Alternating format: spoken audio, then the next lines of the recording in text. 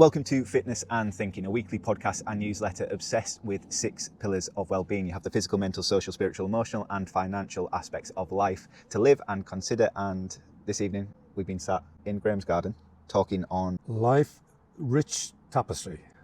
What's the lesson plan for folk? Want to find out about my motivation for living life and living a fit life and my inspiration for that. Quite a long life. I've had some challenges physically and personally that some people call baggage, but I call it life experience, and it's what you do with that life experience that gives you a new direction, a new motivation, or alternatively crawl under a rock. But yeah, that was never going to be me. It's never going to be you. We encourage not crawling under a rock. We encourage looking for opportunities. Be curious, I think, is a big aspect of the discussion. And there's elements of building purpose that sometimes it's not obvious, and you could walk into something that's almost perfect. It probably needs your energy to make it perfect. I quite like that. Yeah, you have to, I guess, have an end goal in mind, but the path to that goal is up to you. You know, you can flounder about, or you can be very purposeful, or you can look to others for support and inspiration. You know, you can't achieve everything by yourself, you know, and to ignore the qualities of others. Like, you know, I've used your qualities, I've used your experience and your knowledge to fast track me getting the most out of a 60-minute gym session. I wouldn't have been able to do that. I could have read a few books about it, but, you know, that's not quite as interesting. For me to come across another person from the Northeast who is interested in being fit and asking questions, you know, you've motivated me to, you know, just get up and go. And we can understand one another's accents as well. It helps, doesn't it? Okay, if you've liked what you've heard and seen, and you want to subscribe to the podcast, there's a lot of learning to be done, I'm sure. If you can like, comment, as Grahame says, subscribe, that would be massive. And it just means that more conversations like this and more ideas like the ones we've discussed can be out in the world. Could be you. Come across a nice saying that I tell myself time and time again in the circumstances that I'm in, and it kind of fits just what you've said. Don't wait for the perfect moment. Take the moment and make it perfect. And that's kind of what you have to do with life, I think. You know, you're never going to find the perfect partner. You're never going to find the perfect job. You're never going to find the perfect house, whatever, you know. But if it's close enough and worth the investment, then yeah, you can pretty much make it perfect. It's almost that effort that you put in is what takes it from a 9 to a 10, is what I said when I was working corporate and I was training people up. It's like, this is excellent, but how can we make it perfect? So it was always that it could be almost there, but if you put a little bit in, if you put your spin on it, that's probably what's going to make it perfect. Yeah, kept me going through my career. I mean, a lot of leaders, head teachers or other leaders, speak about someone who really inspired them as a leader. You know, I worked for him, I worked for her, and the culture that she created, the way she drew people in. But unfortunately, it was the other way around for me, because I learned, I guess, that I could do better than these people. You know, they were nice enough people, but in terms of leading a school, leading a team, improving things, then I thought, yeah, I'm sure I could do better than this. And yeah, it inspired me. I was quite ambitious quite early on. I felt as if I wanted to be a head teacher fairly early in my career. And I was looking for inspiration, but never quite got it. Was that because you wanted to shape the system? Was it because classroom work wasn't fulfilling? Was it, how would you describe wanting to be a head teacher rather than a teacher? I wanted to create my own culture. Yeah. And part of that is not letting go of the classroom. You know, I always felt as if I wanted to walk the walk. So, you know, I thought it was so important that I walk the walk if I wanted to talk the talk. So that things that I said, I expected of people, then I could deliver myself, or was prepared to do that. I mean, you know, I've as a head teacher, I mopped up loads of sick and the rest of it because site manager had gone off, you know, for his afternoon break or whatever. So yeah, I rolled my sleeves up, and that was that took a lot of time. You know, you inherit sort of 15 teachers and, you know, ancillary workers and admin team who are used to somebody else leading. And there were a couple of characters early on that, and this was pre-Ofsted, with the mentality that, oh, well, I've always done it this way, and, you know, the children are happy and the parents are happy. So if you want some planning, I'll put it on the back of a fag packet and give it you. Not quite my expectation. Yeah, it was tough, but I had to get rid of a couple of people. Yeah, and the driver there, Jack, was always, well, who's losing out here? And it's the children. The children and the families are losing out because you can't be asked to do some really careful preparation and make sure that there's, you know, a gradual improvement throughout the year. Many leaders, often the weakness is you want to be liked, you know, you want to be popular. You don't want to ruffle people's feathers and that. My daughter is out of the same mould as me. She doesn't like confrontation or doesn't like being unpopular, but she's now at a level where she's got to be hard-nosed. Yeah. And yeah, I had to be hard-nosed. Does she teach as well? No. She trained as a nurse and she's now working at a private healthcare company in London, and she's just been promoted to CEO. Wow, okay. Yeah, so that's my little nurse that is now running the show. Yeah, she's incredible. When you talk about building a culture, so, you know, it's not just one classroom, it's the building, it's the establishment, it's the school. And am I right in thinking we're talking about Bestwood?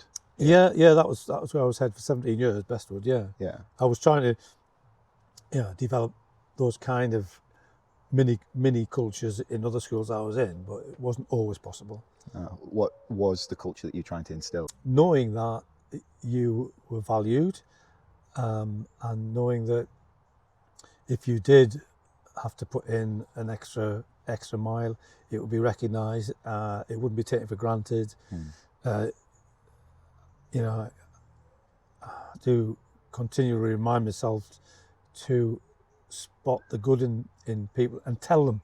You know, it's easy going, you know, walking around the school campus and seeing some good things and then going back to the office because, you know, the teachers are busy teaching. But take the time, find the opportunity to say, when I walked into your class, the children seemed really focused. You know, they seemed really intrigued about how you were delivering this. You know, and I had to make sure I made time for stuff like that. And honestly, whatever you give to teachers who are worth their salt, you know, this is not every single teacher and not every single person working in a school, but if you give them something like, you know, they might come up to me and say, oh, my son is in his first nativity play, but it's 9:30 on Friday, Grahame. Any chance I can go? Yeah, you go. I'll be in your class. You know, take some photographs, whatever. You enjoy it. And that gave me an opportunity to get into the classroom, and that was paid back tenfold. You know, that little gesture that I made paid back tenfold, really. A no blame culture was very important as well. God, you make me think of my leadership style and all sorts, you know, which I've not thought about for a long time, Jack. Yeah, a no blame culture, because, you know, I made mistakes throughout my teaching career. I made mistakes as a deputy and a head teacher. The last thing I wanted was somebody to come and beat me with a stick, you know, rather say, you know, have you tried doing it this way? You know, and if you want, I'll talk you through it and help you along the way. So yeah, and I eventually ended up with two very good assistant head teachers, both women, who were very experienced and complemented one another in terms of their experience and their qualities. So when I left the school for, say, a day's conference or even a 3-day conference, you know, somewhere else in the county, I would give them responsibility, but I'd also invest trust in them as well.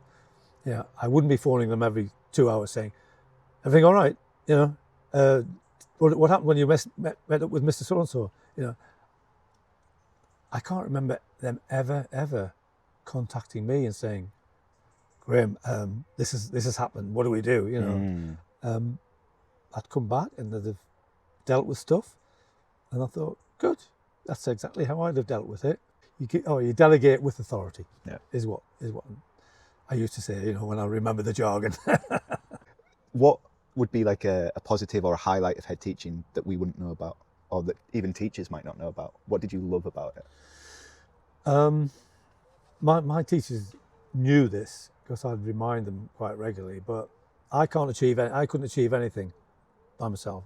I have to achieve things through them. I just loved the variety of the day. You could never guarantee how the day was going to go. You know, you might have a lot of paperwork to get through, and then I get a message saying that Sean has climbed onto the basketball net and he refuses to come down from the top of the post. But you know, yeah, it's it all brightened up the day, and I can remember one time quite early on in my career, and the caretaker, you know, rattling his keys. Come on, Grahame, you know, I'm locking up at 6 o'clock. You know, I've got a home to go to. So he's following me out and he's locking up. He says, you know what? All the stuff that goes on here, I don't know how you sleep at night. And I managed to sort of leave the job behind, in a sense, by driving home and thinking, well, yeah, I've achieved something today, or I feel as if, you know, we've done our best today. You know, it might have been a family in crisis that we've managed to get some support from social services, or, you know, a child's made a real breakthrough in his learning, or whatever. You know, it's and I would reflect briefly on the day and think, right, I can put that to bed because, you know, I'm pleased with the way it's gone. And there weren't that many days when I thought, God, I'm glad to see the back of that place. Very few days like that. Thank goodness, you know. It's almost a trite question, but I think it's an important one. It's important because it ties into how you and I know each other. What did you learn from the kit, if anything? The children? Yeah. I learned that particularly at that age, and that's why I went into primary, they've got a deep interest in knowledge, in learning, in having different experiences. You know, they're like sponges. You know, you would show them something, you would lead them to something, and they would soak it all up. I might not remember every detail, but you know, experiences build on each other anyway. I learned that how much they are influenced by home, and there's, you know, obviously a good side to that, and then not so good side to that. And because it was the kind of community it was, a lot of single parent families, but, you know, a community that still looked after each other. I mean, I had a crappy old oil-fired heating system that when it was -5 would clunk, clunk, clunk, and sometimes just give up. So I'd put something on Radio Nottingham, sort of 7:45 in the morning, that we can't open because the heating system's broken down. But, you know, half the school population didn't hear that on Radio Nottingham, so they'd turn up. But by 9:30, there was not a child left in school because a neighbour had taken them, a friend had taken them, auntie had come down for them, and they just like pulled together, you know, as a community. So whether you call it a deprived community, certainly wasn't deprived in community spirit. There was all sorts happening on them, you know, there was gangs and things happening and drugs and stuff, but there were a lot of, you know, down-to-earth people who looked after each other. So the home influence had lots and lots of good points, but there again, things like racist comments and that, would slip off their tongue at a friend that they really enjoy spending time with in school and playing football with, and in a fit of anger, it comes out as a racist expletive, and because of the duty of care that I had to have, and I had no option but to bring them in and get all the details, and even had to fill in a form every time and send it off with this person's name and the description of the incident. And 99 times out of 100, there was no racism intent, no racist intent. It was stuff that heard other adults say, We had to work hard more with the parents, really, in terms of their ambition for their children. A lot of parents hadn't had great experiences themselves at school, and that was a barrier that me and the staff really had to work hard at, that the door is pretty much always open. I mean, you just do have to formalise it a bit, because you can't be standing outside your classroom for half an hour talking to a distraught parent while there's 30 children in there. So, but, all the newsletters that went home, the assemblies that we did, we'd encourage the parents to get involved with, etc. And we had to really try hard to get them to realise that the potential of their child, and whether it was a good sports person, whether it was someone who would suit the caring professions, someone who had the potential to go to university, that often didn't feature in their thinking. Certainly university, very, very often we had to plant the seed every time with that. And really the children had more potential than that. Interesting from an academic perspective, interesting from an experiential one. As a kid, I was curious, and curious about words in particular. 8 years old, we were playing a memory game. I was quite good at memory games, particularly if it was words. Going around the circle, you introduce yourself with an instrument. So, my name's Grahame, I play the guitar. My name's Jack, I play the synthesizer, I said after 12 instruments before me. Because the drums had been repeated a couple of times. People had said the keyboard. Very creative.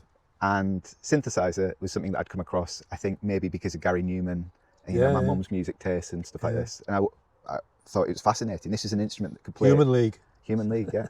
An instrument that could play other instruments. That sounded wonderful to me. So I wanted to use that word. I didn't even know what it looked like. I just wanted to use it. And the kid after me struggled to say it.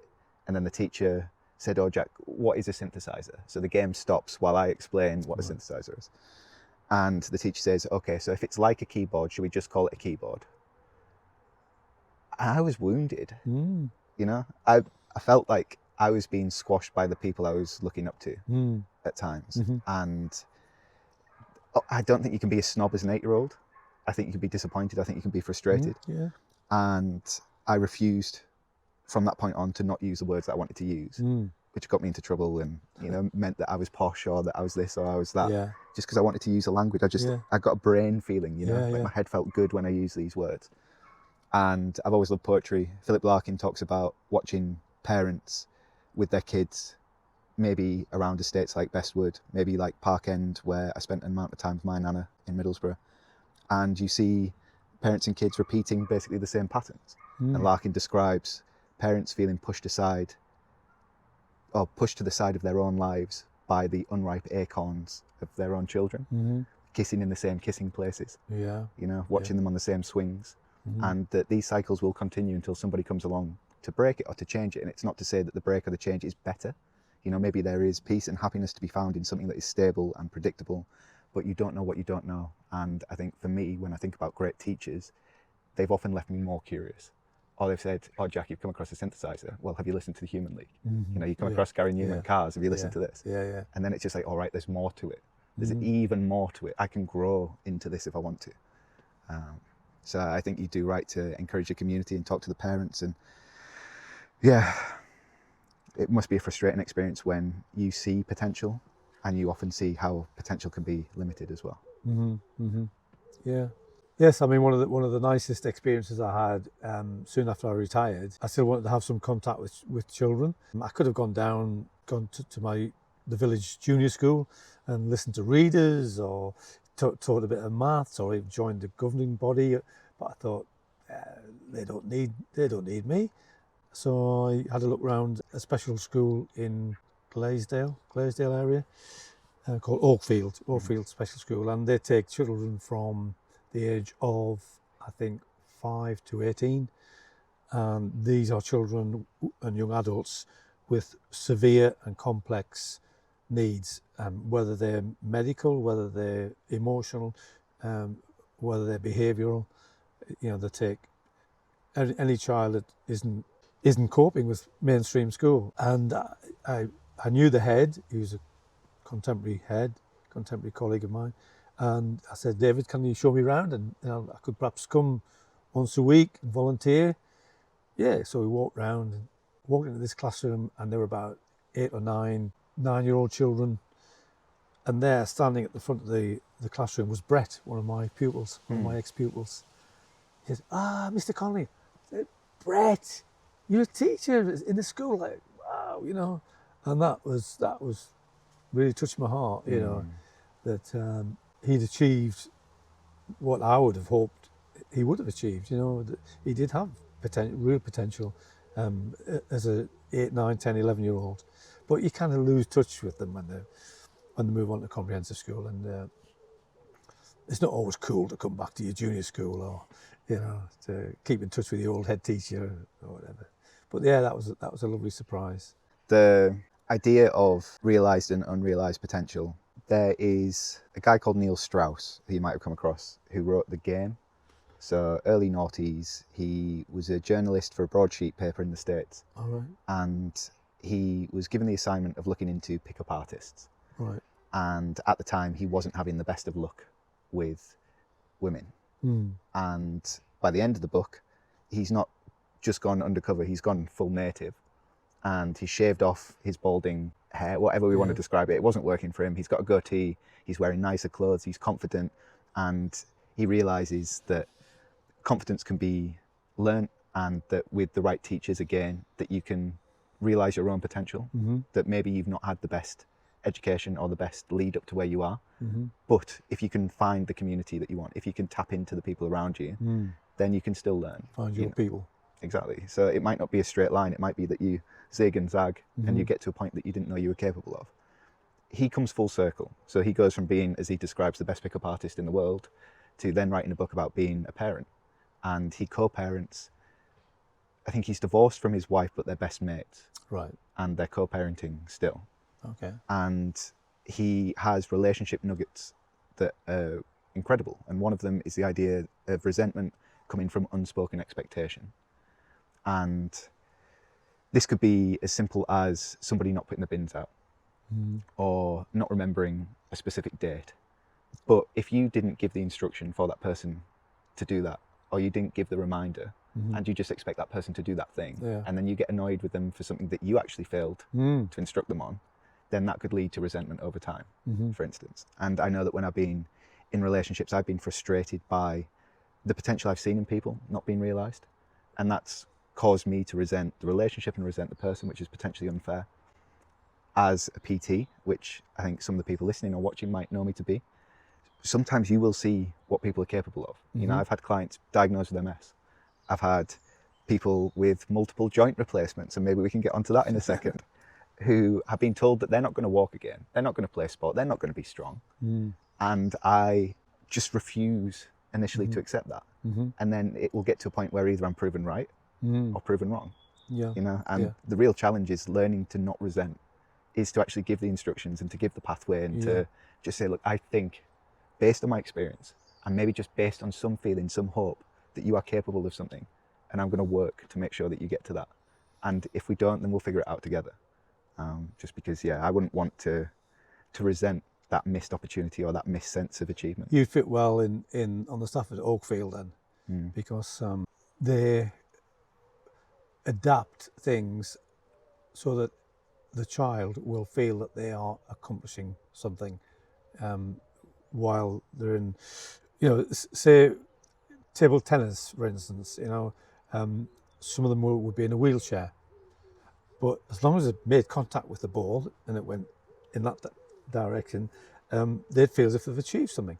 And there was one girl, and she had to lie on a trolley all day, so they wheeled the trolley up, and they helped her hand, and she was absolutely thrilled that she made contact with the ball with this little tennis bat. And David, the head teacher, was a great believer in everybody having some potential and being able to demonstrate that. So the Christmas production, every single child in the school had a part in that. As a teacher, you have to see the potential in every child. And that's why I think teachers could turn their hands to a lot of other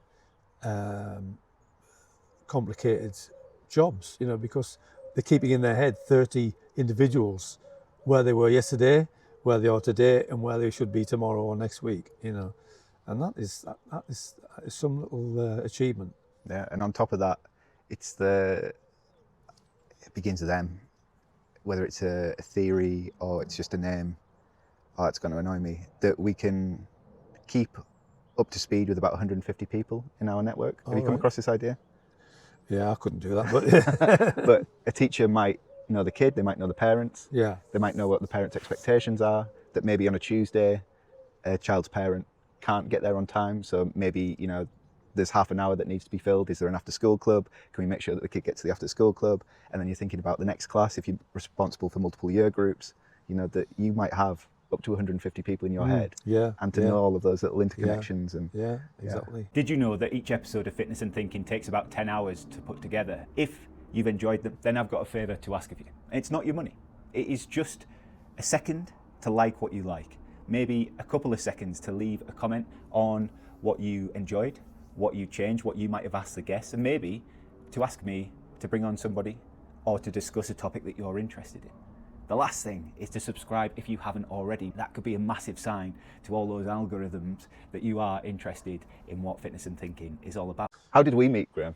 I requested a man personal coach rather than a woman, and that was it really. I wanted to join a fitness club and fast track knowledge about using the equipment, using the machines, putting together a program, a variety of programs, and you luckily drew me, or I luckily drew you. Mm-hmm. Never lost. Why was it that moment for you? Why were you interested in fast tracking? What had happened? What brought you to that point? Basically because I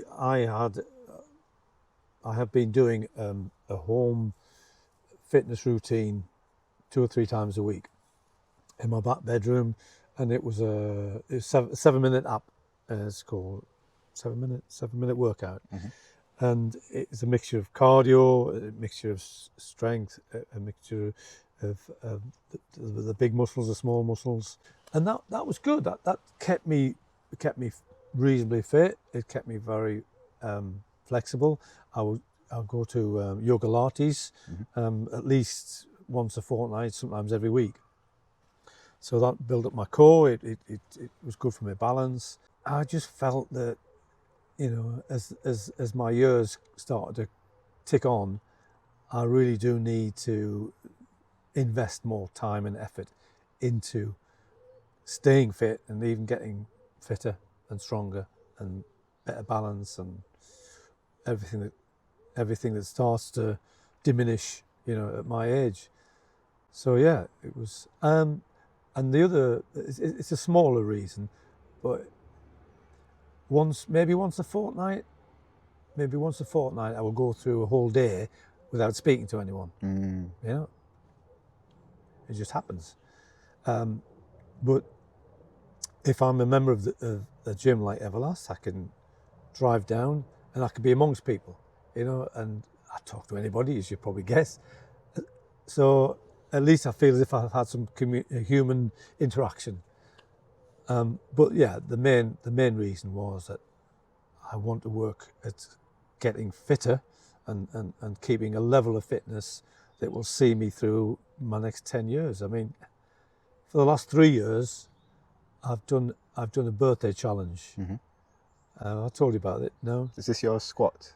Yeah. Well, it's the three of the exercises from this 7-minute app. Yeah. Was press ups, sit ups, and then step ups onto something a little bit higher than that actually. And I would be doing these carrying about 8 kilograms, 4 kilograms in each dumbbell, barbell. It'll be dumbbells, the small Dumbbells, ones. right? Yeah. Okay. So I thought, right, you know, I can do lots of sit-ups without these under my chin, and step-ups without carrying them. Press-ups were, you know, something you got to build up to a bit. So on my 70th birthday, I did 70 press-ups, 70 sit-ups, and 70 step-ups without any dumbbells. But not straight away. There was, you know, I had sort of 20, 30-second rests here and there. But in one session, that's what I did. So I did the same when I was 71. So I did 71 of them, 72, and this year I did 73. Something that I appreciate is the absence of the context in which you're doing this, though, Grahame. Maybe because you just crack on with it and other people don't. You don't mention it, therefore it's not a problem. But we have worked around a couple of things, haven't we? Yeah. I'm thinking a pacemaker for one. Yeah. I'm thinking a knee replacement for two. Yeah. Yeah. So physically, for you to get to this point and to still want to push is, I think, for me, inspiring. The energy that you came into sessions with was fun for me. Right. Good. But also seeing you figure out how to move in a way, you never got annoyed by it. That was something that I really appreciate, is that, okay, the flexion's not quite there in the knee, but what can we do to get to that point? You always ask, what can we do? Yeah. You know, what are the options? Yeah. And again, it's that curious aspect to it. And when I heard that your heart rate can't go below a certain BPM, is that right? Yeah, well, my at-rest heartbeat before I had my pacemaker was like 39, 40, 41. Yeah. And when I'd work out at the gym or wherever, it would rarely creep up into the high 60s. And then I was going in for a minor operation. And it was the anaesthetist said, oh, I'd like, because of your history, I'd like you to have an ECG before, you know, I put you under. So I had an ECG, and he saw that I had a junctional heartbeat, which means that part of the heart isn't firing. It's just one part of the junction. I don't know where the term comes from. I've not looked at the medical reason. So they said, well, you know, in the fullness of time, you'll need a pacemaker, because, you know, that's your heart sort of deteriorating. And it was only about 2 months later that I got the letter saying, we're going to put a pacemaker into you. So they set it up for 60 beats per minute now. I could boil an egg, you know, listening to my pacemaker. Right, that's 3 minutes, 3 lots of 60. And when I'm working in the gym, I can get it up to 120, 130 sometimes. Yeah. And it is the fantastic technical side of it is that it's monitored. So I've got a sender unit next to my bed. So every night, whatever this is picked up will be sent to a machine somewhere, I don't know where. And if there's something off the scale, it will get some red lights flashing, and I'll get a phone call saying, you know, but touch wood, that hasn't happened. No. Does it change your understanding of your body or your experience in your body to have mechanical aids or to have kind of external, exogenous parts? When your heart rate is like 40 odd, and you go out into a cold atmosphere and you're wrapped up with lots of layers. My heart wasn't able, it still isn't, unfortunately, my heart wasn't able to regulate my body heat. So I'd be dripping of sweat. You know, if I was going on a country walk with friends, I'd be literally need to take my first layer off and wring it out almost. And I was hoping beyond hope that the pacemaker would do something about that, but it hasn't. I still sweat a lot under not terribly excessive movement, really. But you know, you can live with that. Yeah, and then obviously with your knee, when I first saw you, there was maybe like a diagonal approach to stairs, and we were looking at building strength, and we were looking at flexion and extension. And I'm not saying by the end of the block that everything was hunky-dory, but it was really nice to see that there was definitely progress made there. And I knew what exercises would help with that kind of progress. Strange you should mention it. I've got a physio appointment next Wednesday because I went to the GP before I joined the gym, actually. And I said, look, I'm at a stage where I can't ride a bike now, you know, and that to me is an important fitness avenue. I have to come downstairs carefully. I sometimes when I'm walking upstairs, I'm not bending my knee enough, and I'm catching my knee, and so I'm falling on my face. And as soon as you mention falls to the medical profession, they do sit up and listen. And you know, I'm not inventing things. It is annoying that I often have to come downstairs one at a time because I don't trust this knee. You know. So anyway, I'm going for a physio appointment and see what flexion there is. I kind of know that she's not going to be able to do much, but what I want them to do is hopefully an arthroscopy and go in and sort out the scar tissue that's clogging it all up. It's not my knee; it's a metal knee. Yeah. You know, it in the factory it bent like that. You know, so in my body it should bend like that. Yeah. So what's stopping it is, okay, there might be a bit of ligament damage and stuff, but it's basically clogged up with scar tissue. And I'm hoping that she'll say, oh, you need an MRI to find out what the soft tissue damage is, and you'll probably get called in for an arthroscopy. And that would be great if they did that, but I'll let you know. But what keeps you moving, Grahame, when, you know, there are people your age in the gym who don't move as well as you, or, you know, if they are moving, they're probably complaining about it in some way. What do you think is there a difference? Is there something that you've noticed in you that's different? Is there a tendency towards pessimism with age? How would you describe? It's a kind of a refusal to grow old. Really. Yeah. That's the basis of it all. I do quite a bit of people watching of guys my age or even younger, and I think, oh, you're stumbling, or you bent over crouching as you're walking, and I think, you know, I think I've talked to you about my posture. You know, I think posture is important, and you know, I don't know whether we're going to mention dating, but you know, I don't want to, like today we walked into a pub and met this lady, and you know, if I'd been shuffling along like an old fella, she'd have probably found the back exit and gone, you know. But you know, if you hold yourself well, and you can't do that without putting a bit of effort in. Or if you don't use it, you'll lose it. Yeah.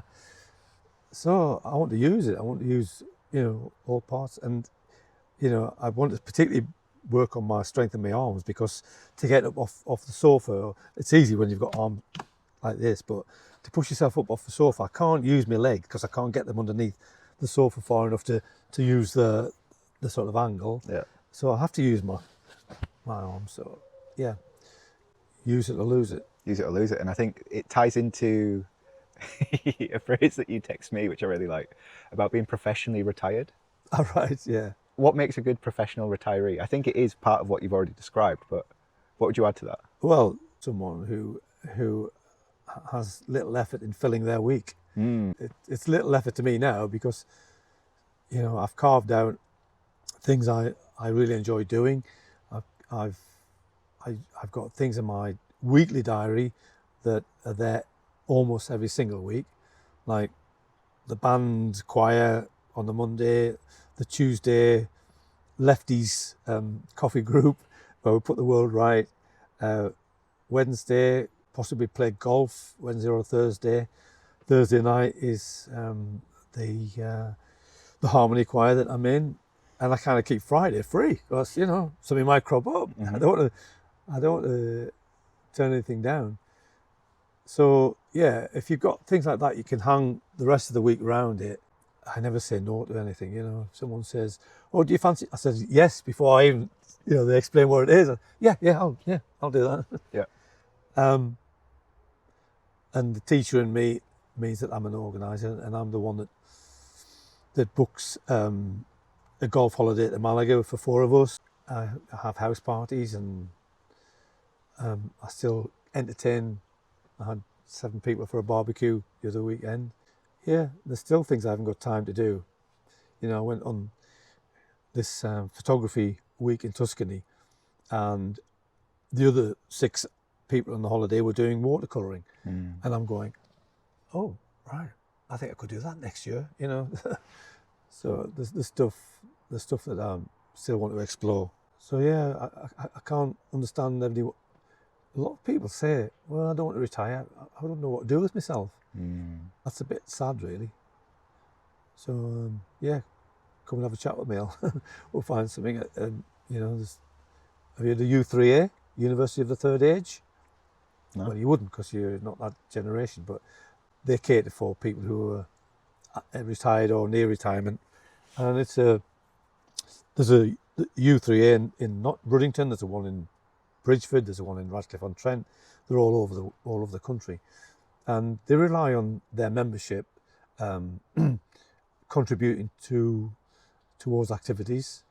There's a friend of mine who's a really good photographer, and he leads a photography group. And then they will pay for providers, you know, that they haven't, someone's got an interest, a group has got an interest, but there's no one to lead it. So for about £3 a week, you might have to buy someone in to do paddle with you or something like that. So yeah, there's loads of things happening. I mean, you know, we are the baby boomers. You know, we need to be pushing the boundaries of social activities, of fitness activities.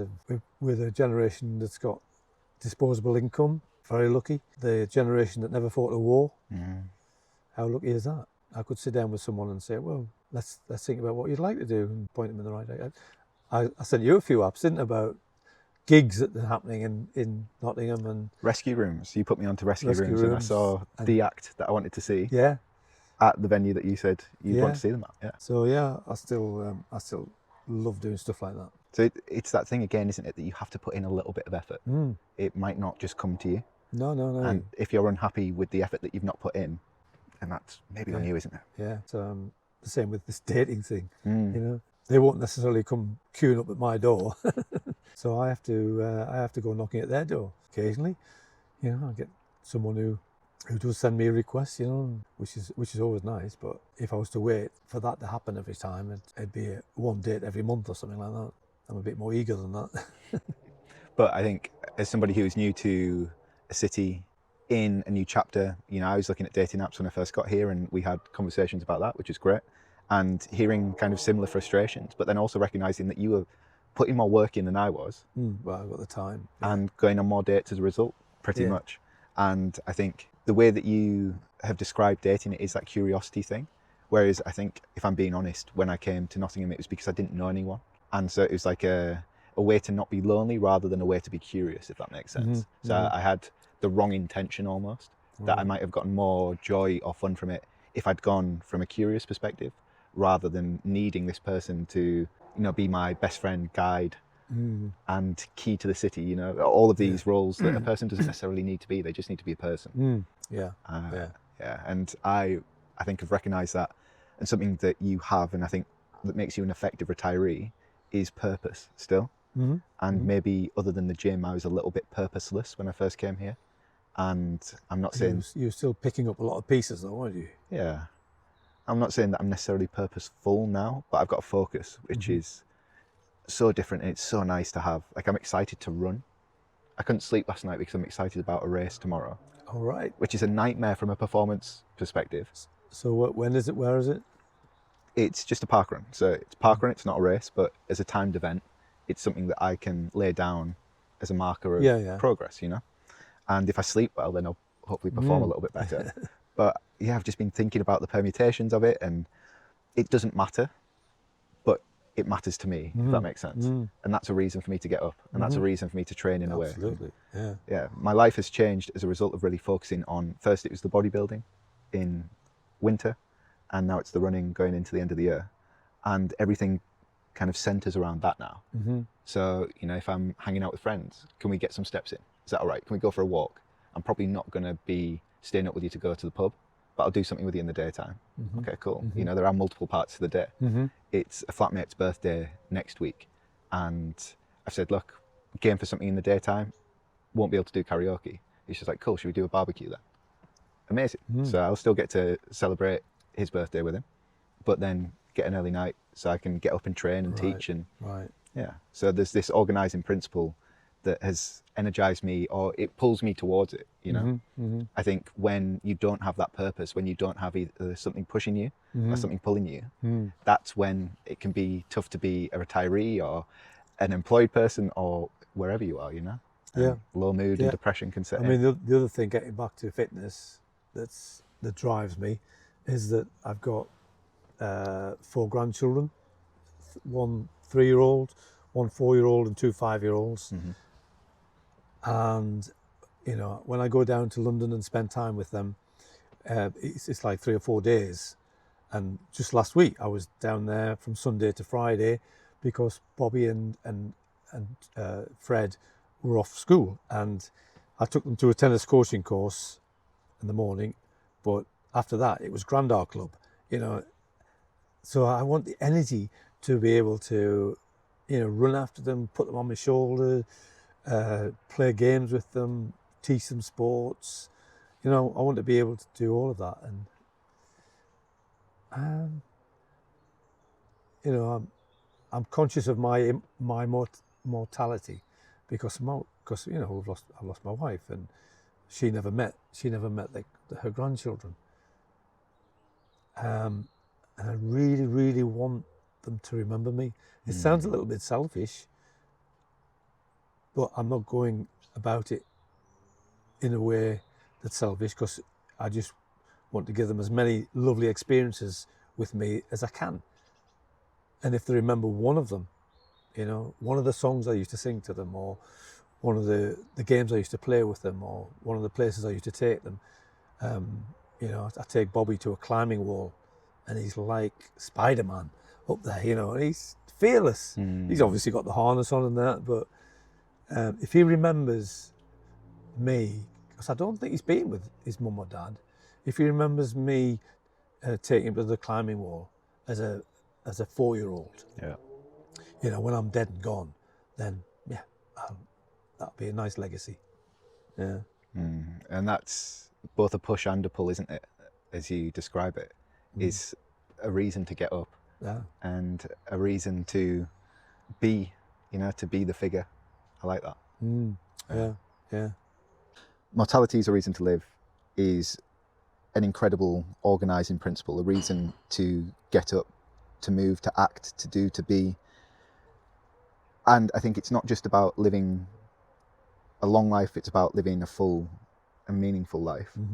Greek goddess asked for her mortal partner to have unlimited life, and Zeus half-heartedly granted it.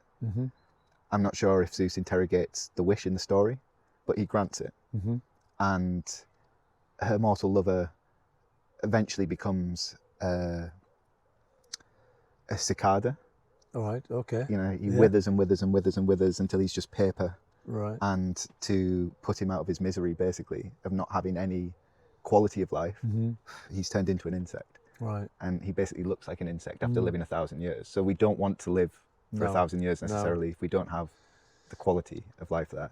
And I think when you're going to the gym and you're making social connections and you're doing new things, you're constantly adding meaning or looking for it. You know, this is the purposeful bit, this is the organising principle, and you're just doing it intuitively, which is inspirational and maybe frustrating for people as well.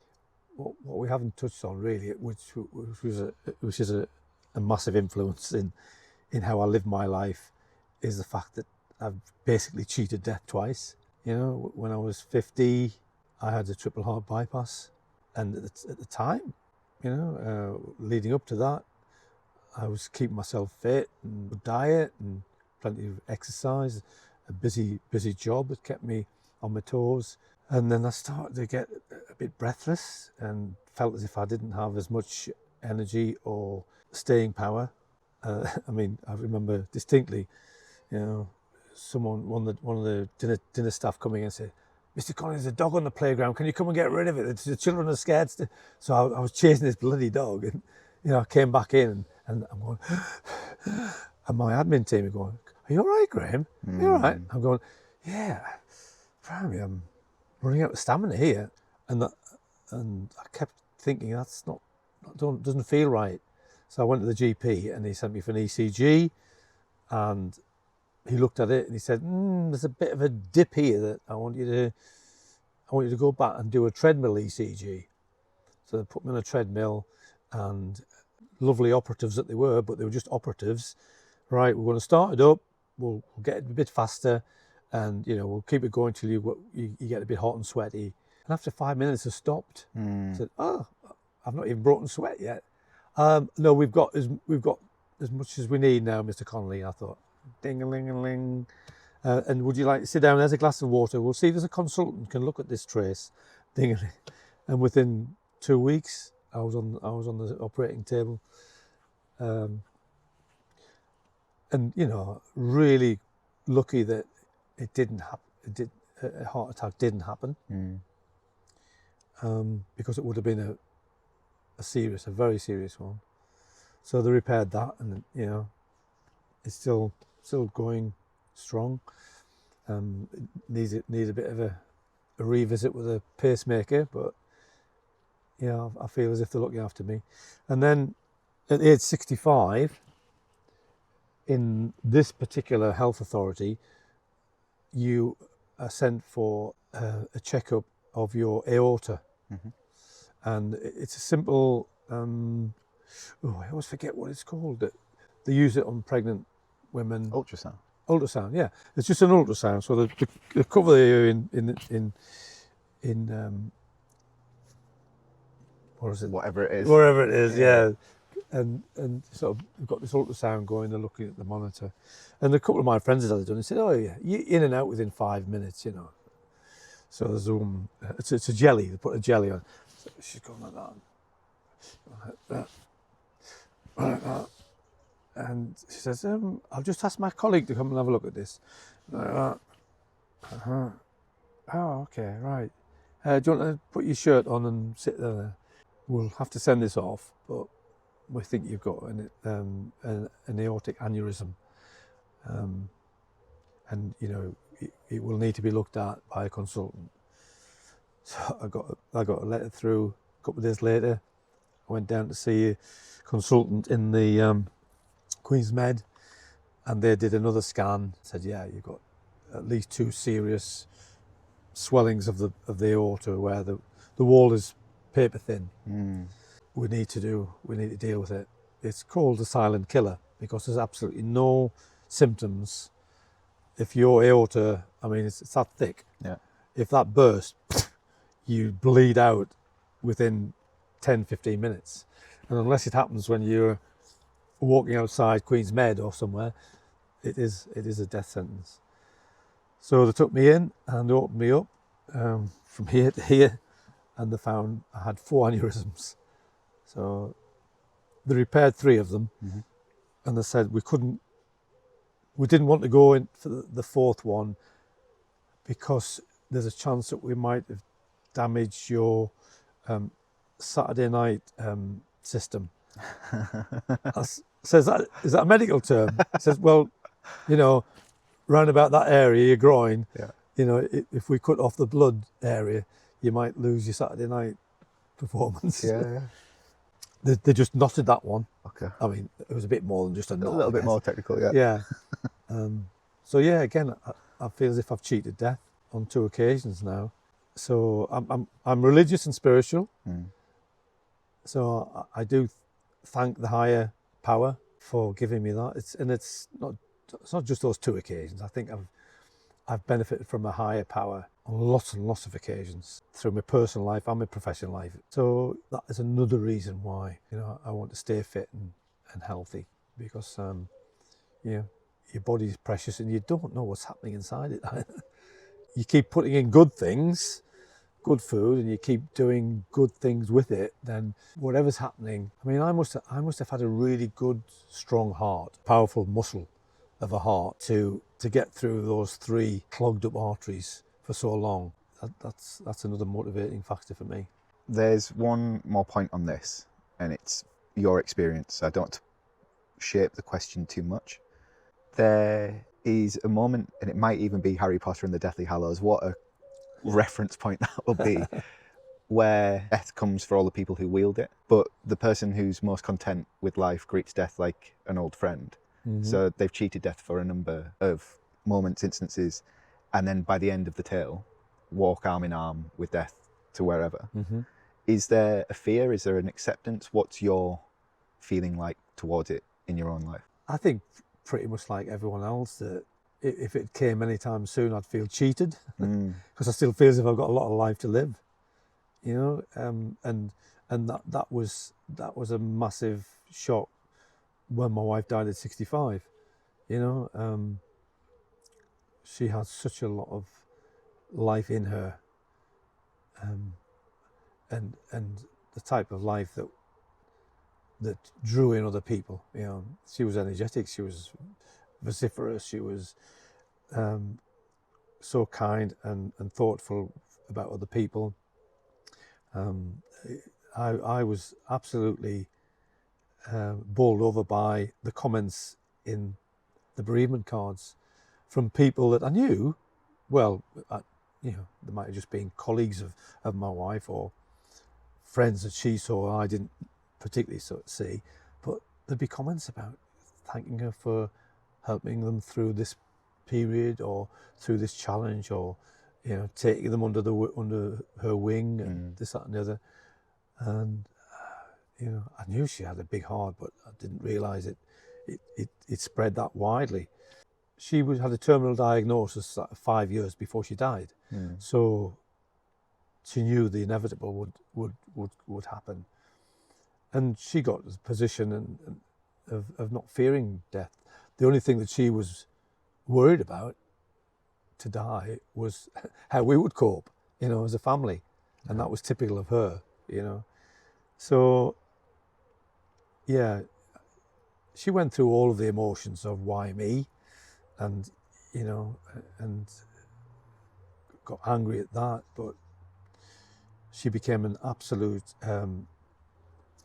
authority on living for the moment, and, you know, mindfulness, you know, and she could change her whole mood by thinking, well, you know, this is what we've got all of this, and we've had all of that, and we've, you know, we can still do this tomorrow, and, you know, and living for the present. So I learned a lot from her there, and that's again another motivation for me, that, you know, every day is there to be lived, you know. And yeah, and the religious part of my upbringing, you know, I was brought up as a Catholic, and I'm still a practicing Catholic. I'm not as involved in the church as I perhaps should be. I don't know. I put my energies in other directions, really. But yeah, I definitely believe there's a life after this. You know, the spirit that I see in people, the spirit that I see even in children, you know, but certainly the spirit I saw in my wife, I thought, you cannot kill that. You cannot kill that spirit. the body might wear out and die, but you cannot kill that spirit. You know, that spirit lives on, and it's living on in my daughters. You know, they're inspired time after time in just thinking about what their mum would have done in this situation. It's living on in her grandchildren. See bits of her certainly in Freddie. You know, he's a very sensitive and caring lad. I can see it in Daisy. She's a real boss. You know, she'll boss the three lads around. I'm sure she's already starting to do that. So yeah, my wife's spirit definitely lives on, and I believe that, you know, that spirit is reached a different level. You know, and yeah, they're frequently reminded of their mum. They feel her presence. And the day after she died, we were all together as a family because we were in lockdown. And we had a barbecue. It was beautiful weather. We had a barbecue down the bottom of the garden there. I don't know what, it was a strange response, I guess. I'd seen her taken away in a body bag, you know, by the undertaker for the last time. But the next day we decided to celebrate her life, to start the first day of her, after her death, celebrating her life. So we lit a barbecue, We were finishing the barbecue, and my younger daughter was sat there, and a white feather just landed on her lap, out of nowhere. And okay, there's birds flying around, you know, as we're speaking, but for this little white feather. And she, just a couple of months ago, she said, I went into the bathroom and I was really pressured and really stressed out at work. And there was a white feather on the bathroom floor, and there's no windows open. You know, it was cold snap, and where the hell did that white feather come from? And my take on death is, I hope I'm brave enough to face it when the time comes. I think I will, because I realise that my body is worn out, but actually my spirit, and I'll kind of make promises to my daughters and say, I'll be looking after you. I'll be looking after you. You know, I'm pretty certain I'll be able to do that. As long as I keep my nose clean and I get through the pearly gates. Yeah, I mean, my nose isn't clean at the moment. If you're watching this, there's snot everywhere. Yeah, the way you describe that is just, I think, to celebrate it, and that the kind of default celebration mixed in with obviously grieving and taking time to feel sad and to feel whatever negative affect. But I think you can be sad and happy and you can feel all of it at the same time. But that feels, you know, I commented on the Buddha heads and statues that I saw around, more Eastern, as I've seen lately through travel, than necessarily Western and Catholic, you know, that all I remember from my grandparents dying is like the Catholic wakes and the anger and the fights, and sure, there'll be music playing, but people would be drunk, and you know, it wasn't necessarily a fun time, and you know, like actual wailing, and that would last for a while. And right. I mean, we knew that we'd given my wife the best death ever. You know, she was losing. The cancer had gone into her brain, and as soon as that happens, there's no turning back from that. And it just slowly closes things down. And she would spend, I mean, I'm talking about the last 3 weeks of her life, really. She was slowly closing down and not being able to communicate. We kind of broke the rules a little bit in terms of the lockdown, and we were in our own bubble, our family bubble. And we'd had the Macmillan nurse in, and the community nurse, and the Macmillan nurses were fantastic, and they knew all the signs of, you know, it's going to be weeks rather than months, it's going to be days rather than weeks. So I contacted her brother, I contacted all of our close friends, and I said, look, it's going to be tough, but if you want to see Sue for the last time, come to the garden. And we kind of had a bit of a rota system, and they'd sit on the patio, and we'd be down here, and they'd be talking normally, and Sue could listen and hear most of it, but she was losing her voice. So she'd be whispering, not to me because I couldn't hear it. She'd be whispering to one of my daughters and say, "Oh, tell them there's a bloody blah, blah," or ask them about this and that. So, you know, lockdown did us a favour because we were all there as a family for the last 4 or 5 weeks. And the night of her death, we were all around her bed, holding her hand, just watching her chest move up and down right till the last breath. And the incredible thing from her perspective was she didn't realise she was dying. She'd had an episode about 2 months previous where something happened when the cancer first moved to the brain, and it shut down her left side and she was paralysed down the left side. She was going upstairs to bed and I heard, boom, Graham! And she'd fallen down all the stairs, got to the top, and she was paralysed, just cut off. So it was a blue light, and she went to the city hospital and had all kinds of scans, and they weren't that convinced that she'd ever get her movement back, but she worked bloody hard with a physio, and it started with just a twitch of the finger, and then it became a grab and the twinkle of the toes, and she was moving things around on a tea tray, and it was her own determination, and within a fortnight she was on her feet, and within 3 weeks she was discharged, and we got in a specialised physiotherapist who dealt with brain injuries, motorbike accidents and things like that people want to recover from, and he worked with her for about a month, and then it happened again, and she collapsed as she was walking into the bathroom, and she ended up crazily falling into the bath. It was empty, falling into the bath, and she just couldn't get out, and I'd seen the nurses in hospital, and I knew how to lift a patient. I lifted Sue in and out of bed onto walking frames and that.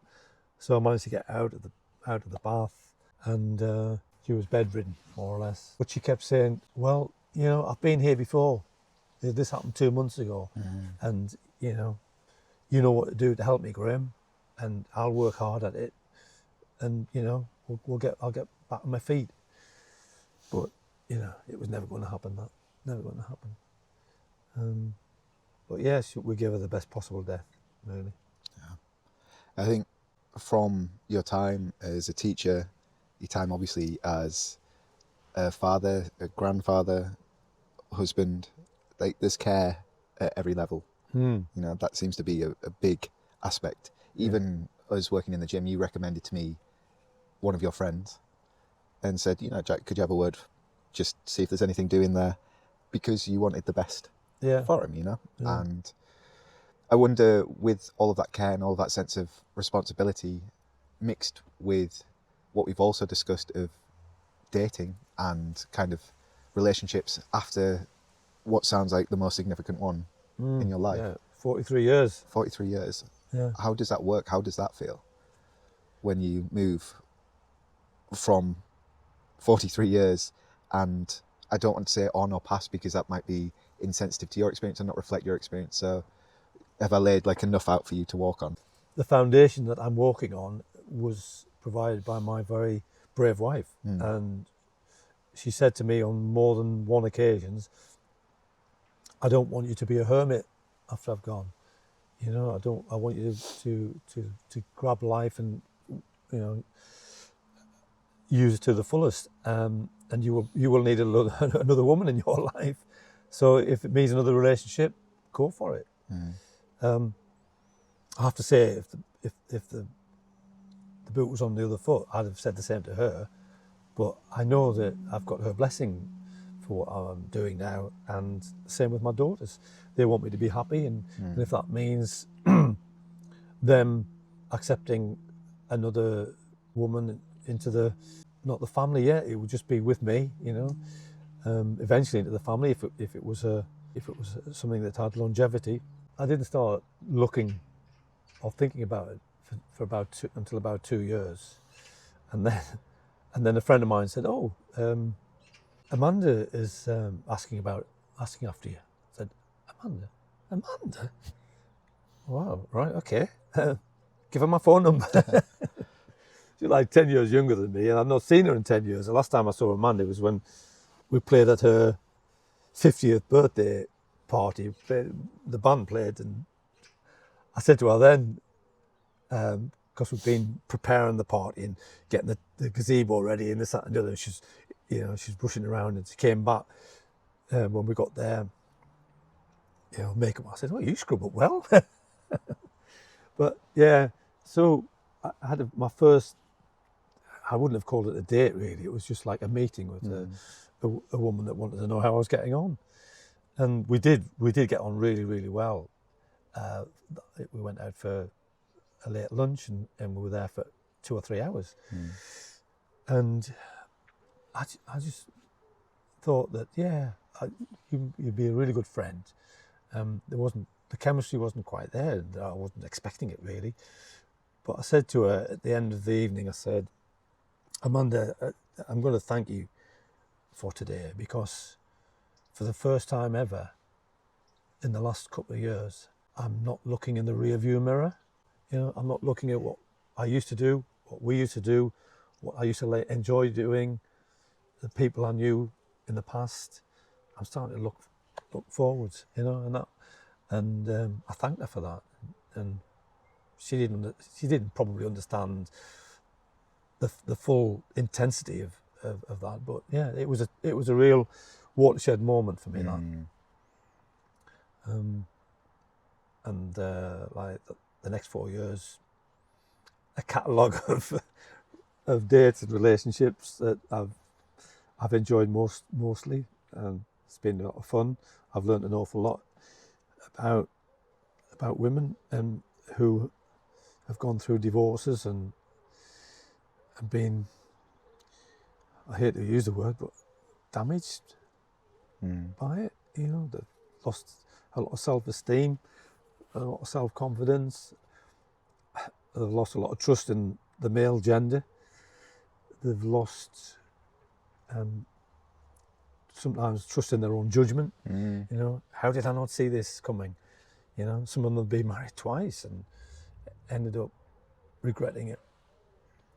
So yeah, it's been a massive learning curve for me in terms of getting to know women and their journey, which is I've dated sort of half a dozen widows, which has been interesting in the sense that we've got something very very precious and very sensitive in common. So yeah, it's been an interesting journey. So what would I like to talk about? Yeah, I'd like to talk about you.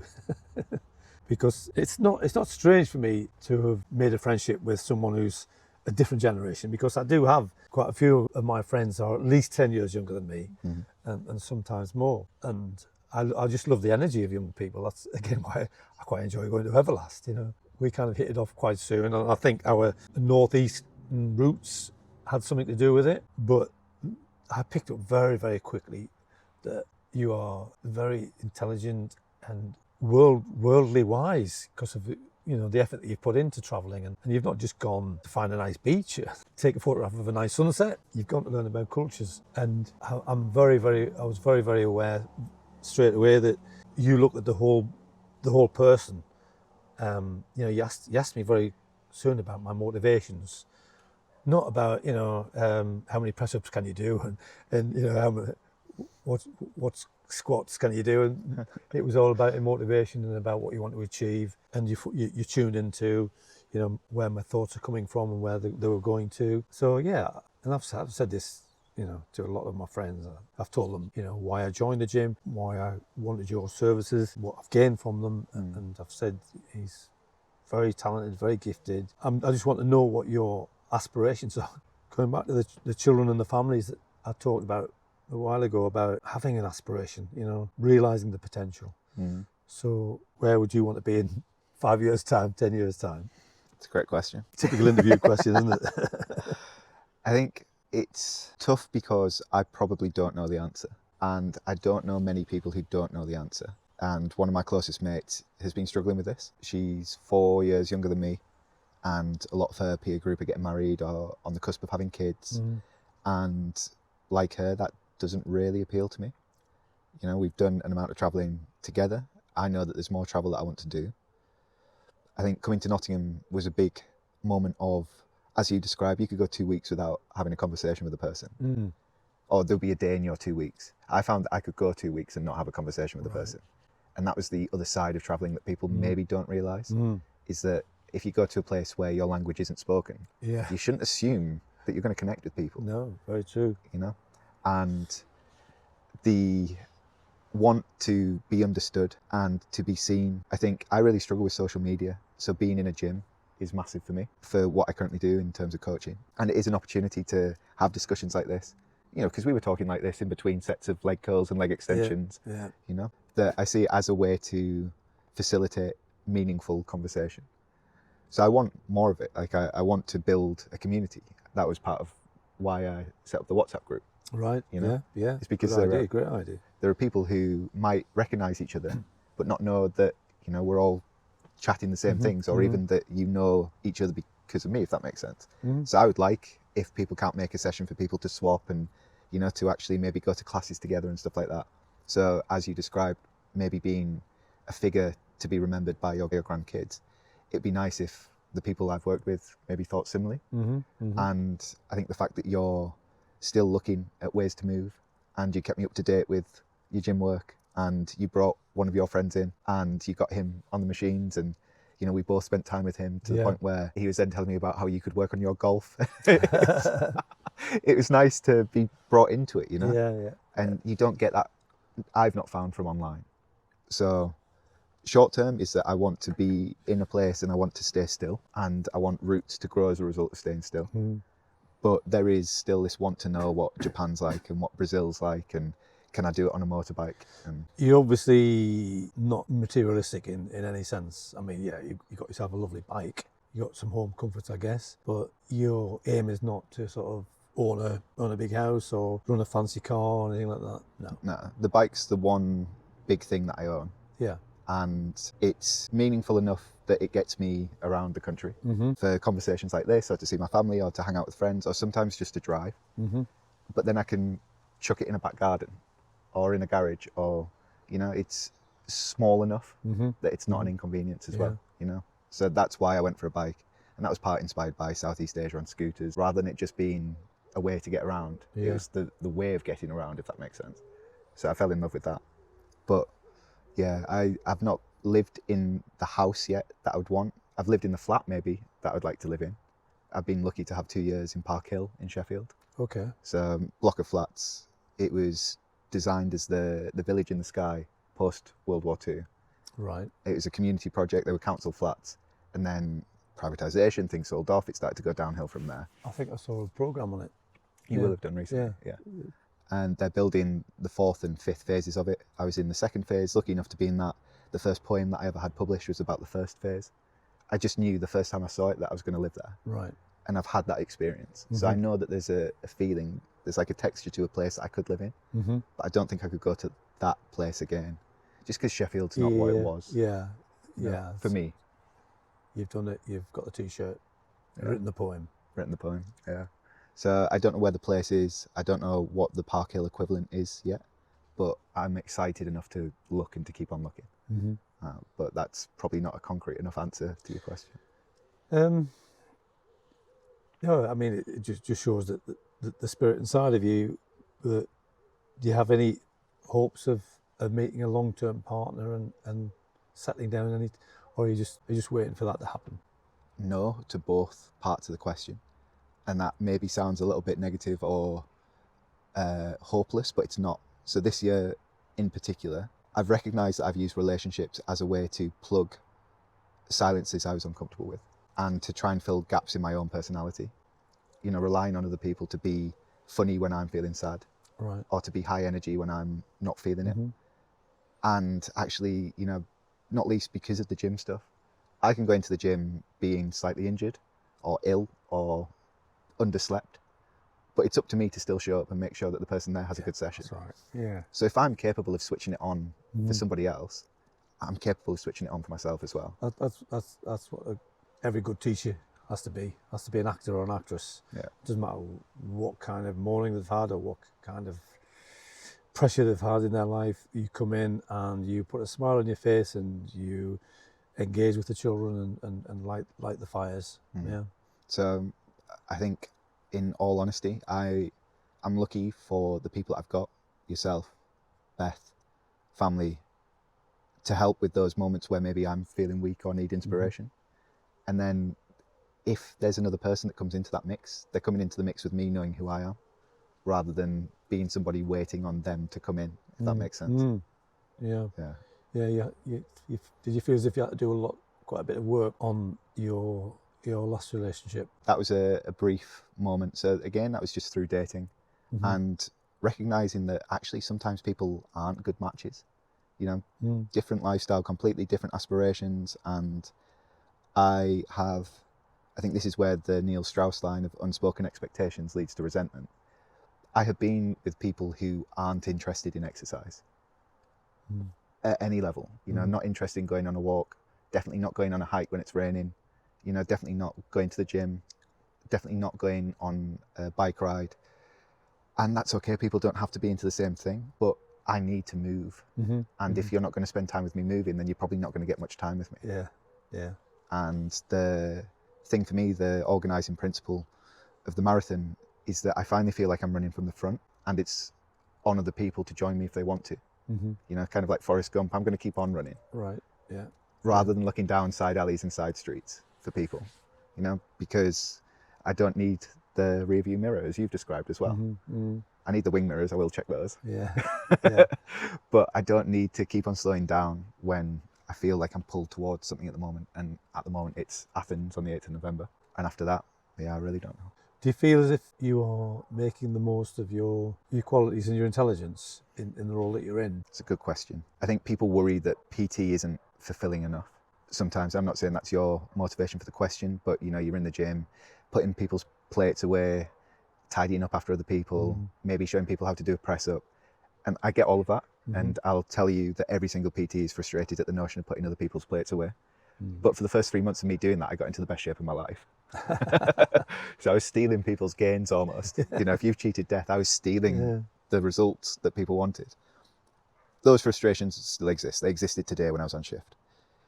I think fitness and thinking is a big part of me wanting to use more, because as you said, it's about the whole person. It's about the whole fitness. So I do think that this is a good outlet. Maybe it's not the perfect one, but it feels closer, it feels more aligned. If you got the break, and that break was to work with a multimillionaire or a celebrity or someone who wanted almost daily personal trainer, would that be something that you'd really grab? You'd really see as an opportunity, or would you run a mile? Depends on the project. So a good example of this is Stephen Scullion, who I think has a marathon record of 2 hours 8 at the moment. Right. Yeah. It's definitely sub 2:10. Yeah. And he's coaching Spencer Matthews from Made in Chelsea.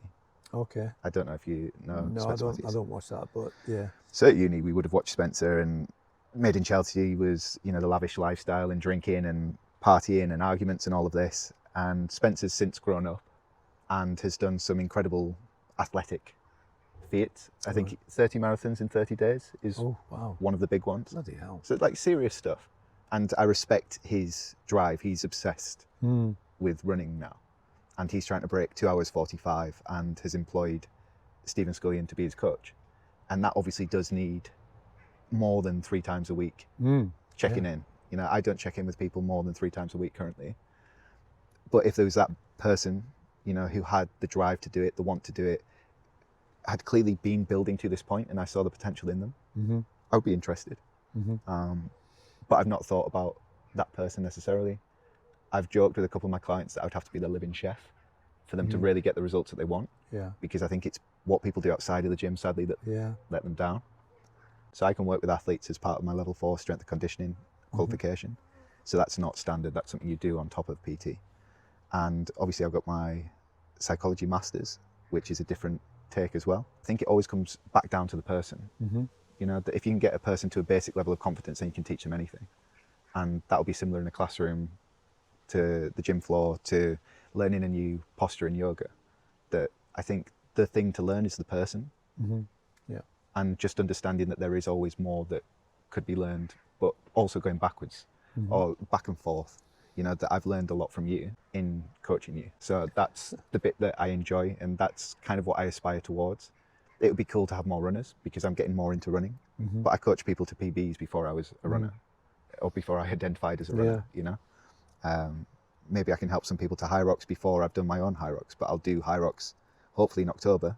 All right. So that I then have more empathy, at least, when people tell me that they're feeling tired or Yeah, sore. definitely. Yeah. To say, okay, cool. You need to have hit the walls. Yeah. So there's that to do. There's maybe triathlons to look at. There's always maybe more. Spotted an advert on social media that Leicester Tigers want to recruit personal trainers or a team of personal trainers. Would you put it for something like that? Yeah, I would be really interested in a team. I think a team's a big part of laying down roots, that you become part of the community, particularly if it's the town's team. That would be really interesting. And I was looking into that while I was travelling. I think language was the issue there. Maybe at some point it'd be nice to do what I do in Spanish. And, you know, if I was involved in a Spanish football team, then a Spanish speaking football team, that could be cool. But that's like very abstract and not necessarily where I'm at with my thinking at the moment. Just trying to commit to where I am rather than running away. Because like I say, I do want to see Japan and Brazil and all of that, but I'll want to see them for months rather than for weeks. As you say, it's not just about the photo on the beach, it's about the people on the beach. And Have I told you I'm going to Java next month? Oh, yeah. September and October. Amazing. How long for? 28th of September till the 14th of October. So the tour itself is about 16 days, I think, something like that. You've seen volcanoes? It's from one end of the island right through the middle to the other end, and we fly back from a different airport. It's with G Adventure, who are a Canadian-based touring company who specialise in singles travels. And to keep the cost down, you are invited to share a room with someone on the tour, which doesn't bother me. I'm quite happy. I shared with a couple of fellas on the Sicily tour that I did with G Adventure. Yeah. And get on with them fine.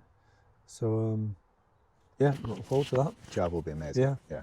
Is there anywhere that you want to send people? Like, do you have a group or a website, or, you know, kind of, if you were thinking about yourself but not with the positivity and opportunities that you see, where would you send people? I'd say join a choir. Yeah? Yeah. Do something musical, and if you can't play an instrument, you've got a great instrument in your voice. Both choirs that I'm a member of are called Everyone Can Sing. So there's no audition. For the harmony choir that I go to, he'll listen to you sing and he'll say, you're a tenor, or you're in the bass section, or if you're a woman, you're an alto or a soprano. For the community choir that I play a band for, they just come and they sing. You know, they just love the singing, the community feel of it. The start of the week, you know, starts the week well. Everyone can sing, so the band goes to 3 memory cafes, one every couple of weeks, and they are for Alzheimer's patients and their carers. And as soon as we strike up the songs, the light goes on behind their eyes that wasn't there before, you know, and they sing along. Some of them get up and dance, and it's just a great feeling, you know. And it's the power of music, the power of song. Lifts the spirit. That would be my signpost for anybody. Amazing. I appreciate you taking the time to just sit and chat in your garden. Yeah, it's been great. I've enjoyed it. I was kind of thinking 15 minutes max. How long have we been? It's 7:15. Yeah, so what I think we'll do is a little roundup for people. Yeah. So if they come into the episode and they see that it's 9 hours long, it's not 9 hours long, in 2 minutes they'll know what they can get from it. Yeah. Would you be game for that? Yeah. Right. Yeah. That's a good lesson plan. You set, this is what we're going to try and achieve today? Bloody. Yeah, do you want to lay the lesson plan out then? I like that. So we're on for 62 weeks. A podcast has come out every single week. We've got more to come, more guests booked in, newsletter supplements that. Yeah, if you can like, comment, as Grahame says, subscribe, that'd be massive. And it just means that more conversations like this and more ideas like the ones we've discussed can be out in the world. Could be you. Cheers, Grahame. It's a wrap.